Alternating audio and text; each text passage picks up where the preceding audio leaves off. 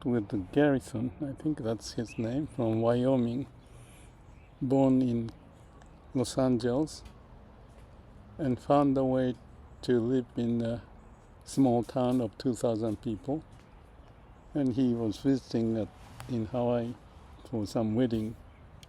And lots of interesting stories that I want to share if you're interested, but it may sound random, but something in there that point how we can be wise and find a way to live well, even the situation in the world may be difficult. So I don't know where to start, but I basically was going out for a walk to clear up my mind because I was busy doing some work. And he was sitting, so he happened to be here just 2 nights, and last night he arrived, and I asked Wyoming, so 2,000 people. Wilson is a town next to Jackson Hole, so I've been in that area, and he shared with me the life, not just his life of traveling and finding a quiet, nice, nature-oriented place. And in the summertime, that place, he is gonna be busy, but now toward autumn he go back, and usually they say when the tourists are gone it becomes very, very nice.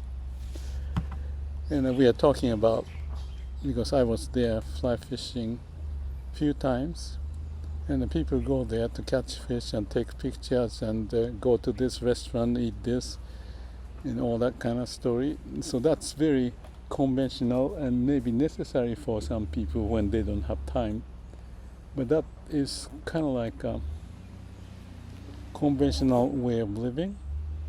So for example, jumping off a little bit about how we can find a different way of living, because that's kind of like a street wisdom we may want to have in this world. So his father's case and mother, they are now traveling around the world maybe 3-4 months of the year, maybe 3 months, I don't know, in different places at age 70 something. And what's interesting is that they found a place everywhere to live or stay longer, perhaps in the backpackers kind of place, a hostel. In Europe, they said that they're hostel only for 35 years and above. So what that indicates is that his parents have some idea how to not just stay in the typical hotel and typical option of go to do this, and then go to the next town and all that. Typical, I don't want to call it typical, but it sounds like more of a commercially useful idea, especially when people don't have much time. But Garrison's parents' case, they figured out to stay in those hostels. And if you stay in the hospital, you meet people from different background, different ideas, and that may have a valuable information, especially related to budget, but also some kind of a unknown spot that people may not go. And traveling in that way, it's like me living here or any place, find a way, discover a way to enjoy what's there. Small desire learn to be satisfied, and it doesn't have to be a grandiose picture taking and you collect those pictures or the food, that may be for someone, but for most people, instead of being lured and because of the commercialized idea, that may just like one track way of living life. Be creative, street smart, come up with own idea. It may not be easy, but that's something I find any conventional wisdom need to be test it and hopefully go beyond, like I mentioned about Tai Chi Ono, go beyond the conventional wisdom.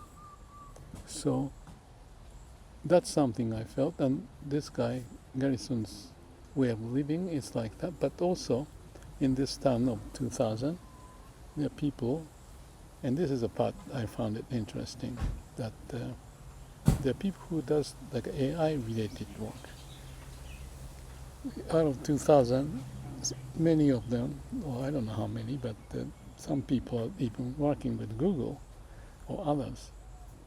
Or they may do some tire repair shop, but they have engineering background so that they can do the work with a computer and balance out the way of life, what they do at work, but also go out fishing, and some of them, or many of his friends, go fishing together, hiking together, do things together, and they have their own niche way of living. It may not be obvious if we are there in the summertime. There's a course A, B, C, you do this, take picture there, catch this fish, and then go to this restaurant to eat this. That's maybe conventional way. But our own creative approach in life,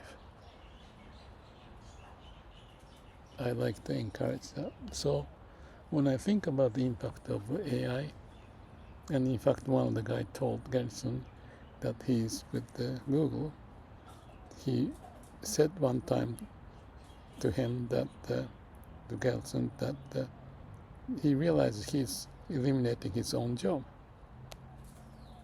And I said, yeah, that's exactly right. And that's actually what I did. What I did was to help companies transform, but one of the major ideas is empowerment, and which means everybody is learning new skill and managing well so that they can learn and grow, even writing the annual report. So I even practice life profile, my annual report or quarterly report to my life, but in this case in the company, so that everybody is learning skills to move forward. And this AI era is similar, or very much the same in my view. In my days of those 30, 40 years I spent, was more of a low pace of change. Now the pace of the change is accelerating with AI, like this comment by the Google guy that he realized he's eliminating his job. But that's the whole idea, that we should manage our life instead of hang on to it, but grow up and move on, be creative, and even to find a place like in this Wilson, whatever, only, 20 kilometers, 20 miles from Jackson Hole, fairly touristy place, but you can find things to do, work together, and even have such a community. And that idea of the community like that, to me, is kind of like indicating how the shift of what's going on, AI, will take place. And this is just an example to prove that it's possible. People can change job, work from home, eliminate his own job, and do what he likes to do. Or those elderlies traveling around, not in the conventional way of staying in the hotel and go to the same kind of a square room and same kind of a breakfast, whatever. I don't mean to negate that's not good or anything, but just conventional, but there's beyond the conventional wisdom. Maybe too much is not good, but because of the change taking place, shift going on, work changing, and for us to go beyond where we are so that you can ride the wave instead of like a tsunami hitting you because you don't move. You get the surprise. What I said is the case in America, Wyoming, and this guy originally from LA, he lived there for 15 years. Now he's 33. It's just one example, but I see the sign of young people and elderlies to adjust in the way, self-motivated. I think it's happening, and that's good. And it may happen more. I hear people not living in the US anymore to find life suiting for them. So, well, that reminds me a little bit of the topic, but in Japan, they are very conservative.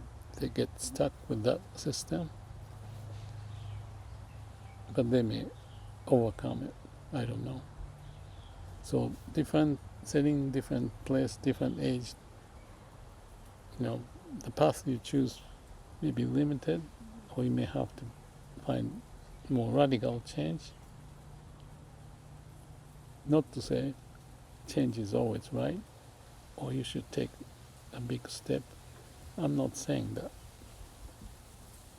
Just be sensitive to those changes and not blindly believe certain way of living, and be open to it.